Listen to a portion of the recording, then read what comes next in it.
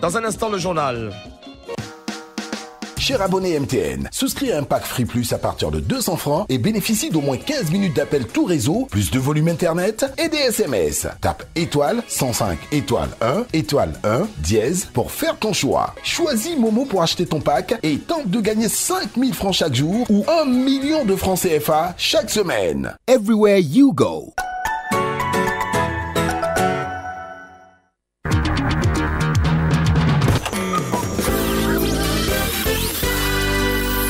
Il est 7h.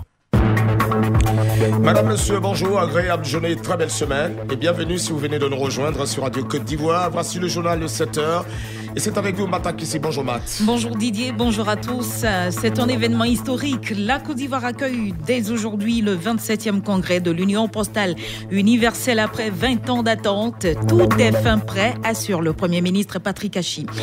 Dans l'actualité également, retour sur le message du chef de l'État à la veille de l'indépendance. Alassane Ouattara invite les Ivoiriens à se faire vacciner et à observer les gestes barrières pour freiner la propagation du coronavirus mutant. Et puis le Rwanda et le Burundi à couteau tiré depuis la crise politique de 2015. Les deux pays tentent de normaliser la relation. Les gouverneurs de province se sont rencontrés ce week-end. Vous écoutez la radio numéro 1 sur l'info. Merci et bienvenue. Démarrons avec le 27e congrès de l'Union postale universelle qui s'ouvre aujourd'hui au Sofitel Hôtel Ivoire d'Abidjan. L'événement tant attendu est enfin arrivé. Du 9 au 27 août, Abidjan devient le centre névralgique des postiers du monde. Déjà samedi, le Premier ministre ivoirien, après une visite des sites qui vont abriter le rendez-vous, s'est dit satisfait des dispositions prises pour l'hébergement des congressistes et de la qualité des infrastructures sanitaires logistiques. On écoute Patrick Achi. La Côte d'Ivoire est prête à recevoir cet important congrès de l'Union postale universelle, le 27e congrès que nous attendons maintenant depuis 20 ans. Et c'est un événement historique, naturellement, pour notre pays, d'être le premier pays en Afrique au sud du Sahara et le premier pays sur le continent africain depuis les indépendances à recevoir un congrès d'une telle importance. Nous avons fait la visite sur les questions qui touchent à la fois à la connectivité, aux infrastructures, à la santé, aux salles de réunion, aux questions de transport, aux questions d'hébergement. Et sur toutes ces questions-là, on a pu avoir donc la réponse satisfaisante. Le Premier ministre Patrick Achi à l'issue de la visite des sites qui vont abriter le rendez-vous des postiers du monde. Retour sur le message du chef de l'État à la veille de l'indépendance. Il rappelle que la pandémie à coronavirus n'est pas terminée. Malgré les nombreux efforts du gouvernement ivoirien pour freiner la propagation du coronavirus, la pandémie continue son chemin avec notamment sa mutation. Le président Alassane Ouattara invite les Ivoiriens à se faire vacciner et à observer les gestes barrières. Plus d'1 million de doses de vaccins ont déjà été administrées. Et la bonne prise en charge des patients a permis d'avoir un taux de mortalité qui se situe parmi les plus bas au monde. Je salue les efforts du gouvernement dirigé par le Premier ministre Patrick Achi et je félicite l'ensemble des acteurs impliqués dans la lutte contre cette pandémie. Toutefois, la maladie est toujours présente avec l'apparition de nouveaux variants dans le monde. J'invite donc tous nos concitoyens à se faire vacciner, comme moi-même, et à continuer à respecter les mesures barrières. Parlant justement de l'appel du chef de l'État à maintenir le respect des gestes barrières face à l'apparition de nouveaux variants du coronavirus, eh bien, les populations de Séguéla ont réagi sur ce chapitre au micro d'Alassane Coulibaly. Bagayogo Ramata, du quartier Bagayogo. Affaire de corona là, c'est venu, ça nous fatigue. On est là, tous les jours, corona, tous les jours, ça finit pas. Donc on a qu'à essayer de faire les mesures barrières là, comme ce que le président a dit là. Si on a suivi, peut-être que ça va partir, comme ça on va rester tranquille. Ange Yannick, Stéphane Boadou, compte tenu de la situation de Covid-19, voilà, le président a eu même à parler hier qu'on respecte les mesures barrières. Moi-même j'ai déjà fait la première dose de mon vaccin. Là même j'ai toujours mon cache-nez sur moi, partout je passe, j'ai mon cache-nez. Touré Fatim, je suis du quartier Soumaoro. Avec ce que le président a dit, je crois que nous devons respecter les mesures barrières à 100%. Guillaume Etibois, compte tenu du discours du président de la République hier, on a appris que le corona est en train de revenir sur une autre forme. Donc j'invoque tous les jeunes à respecter les mesures barrières et surtout allez-y vous faire vacciner parce que le corona est en train de prendre une ampleur qui va nous détruire. Thio Djenebou, affaire de coronavirus là, vraiment ça nous fatigue. Si le président n'a qu'à respecter les mesures barrières, on n'a qu'à respecter. Restons en région dans le Lot d'Iboa où l'indépendance donne l'occasion de faire le bilan des réalisations à Lakota. La célébration des 61 ans d'indépendance de la Côte d'Ivoire s'est faite dans la sobriété et dans le respect des gestes barrières liés à la Covid-19. Les autorités en ont profité pour faire le bilan des réalisations. C'est le constat de Gervais Amani, notre correspondant. Cette célébration s'est déroulée à la place des armes de la préfecture en présence de l'ensemble des forces vives du département autour du drapeau national. Le préfet du département de Lakota a dans son allocution rendu hommage au père fondateur de la nation, feu le président Félix Houphouët-Boigny, ainsi qu'à tous ses vaillants compagnons de lutte pour tant de sacrifices consentis à la naissance de la Côte d'Ivoire. L'autorité préfectorale a également salué la politique du président Alassane Ouattara.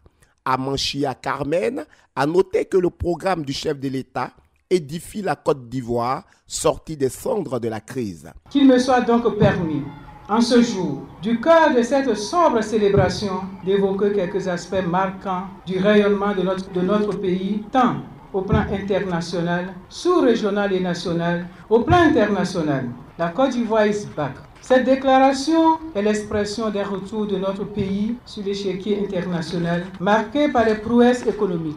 Parlant des travaux qui sont réalisés dans le département de Lakota, le préfet a indiqué que le gouvernement a doté Lakota de 4 nouvelles ambulances début mars, renforçant ainsi le patrimoine sanitaire local à l'effet de faciliter la rapidité des évacuations sanitaires et sauver des vies. Par ailleurs, Amanchia Carmen a révélé que des travaux de voirie sont en cours dans les villes de Lakota et Zikisso en vue d'améliorer le réseau routier et faciliter les échanges utiles à la vie sociale. Gervais Amani Lakota pour Radio Côte d'Ivoire.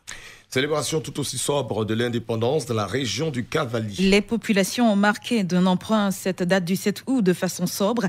Célébration marquée essentiellement par le salut aux couleurs et la revue des troupes militaires. Avec notre correspondant Amand Gervais Kwasi.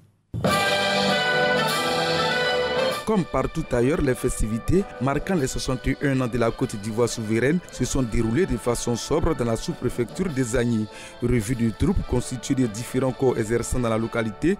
Ensuite, le salut aux couleurs. Enfin, le message du sous-préfet Touré Oumar, dont en voici un extrait. Nous sommes les héritiers de la longue lutte des pères fondateurs pour l'accession de notre pays à la souveraineté nationale. Nous devons maintenir la flamme des valeurs qui nous ont léguées, à savoir les idéaux de paix, de fraternité et de concorde. Il est donc primordial de nous approprier totalement ces valeurs qui nous seront un gage de stabilité, de prospérité et de sécurité pour notre pays. Les populations ont manifesté leur gratitude au gouvernement avec à sa tête le président de la République pour les efforts consentis pour le développement des Agnais à travers de nombreux chantiers en cours dont les plus impressionnants sont la construction d'une centrale électrique et un château d'eau. Gervais Kwasi de retour des Agnais, Man Radio Côte d'Ivoire. Et puis dans l'actualité internationale, un nouveau signe de réchauffement entre le Rwanda et le Burundi s'annonce. En ce week-end, des gouverneurs de province du Rwanda et le Burundi se sont rencontrés au Rwanda. Les deux pays étaient à couteau tiré depuis la crise politique de 2015 née autour de la candidature à un troisième mandat de l'ancien président burundais Pierre Nkurunziza. Mais depuis environ 1 an, la normalisation est en cours. Les rencontres et les gestes d'apaisement se succèdent à tous les niveaux. Contact entre les deux armées, déplacement du Premier ministre rwandais pour la fête de l'indépendance burundaise et puis surtout échange de prisonniers. Il ne reste plus que la rencontre des deux présidents dans les prochains mois. Et puis en France, le pass sanitaire fait son entrée ce lundi dans la vie quotidienne des Français et jusqu'à la mi-novembre, désormais pour avoir accès aux bars, restaurants, cinémas, hôpitaux, transports, il faut présenter une attestation prouvant l'immunisation contre la Covid-19 acquise après guérison ou par vaccination. La loi relative à la gestion de la crise sanitaire a été promulguée vendredi au journal officiel, validée pour l'essentiel par le Conseil constitutionnel la semaine passée. Elle étend le dispositif déjà entré en vigueur le 21 juillet et inclut la vaccination obligatoire des soignants. Et c'est ici que prend fin ce journal. Retenez à la une que c'est un événement historique. La Côte d'Ivoire accueille dès aujourd'hui le 27e congrès de l'Union postale universelle après 20 ans d'attente. Tout est fin prêt, assure le Premier ministre Patrick Hachi. Et Et puis retour sur le message du chef de l'État à la veille de l'indépendance. Alassane Ouattara invite les Ivoiriens à se faire vacciner et à observer les gestes barrières pour freiner la propagation du coronavirus.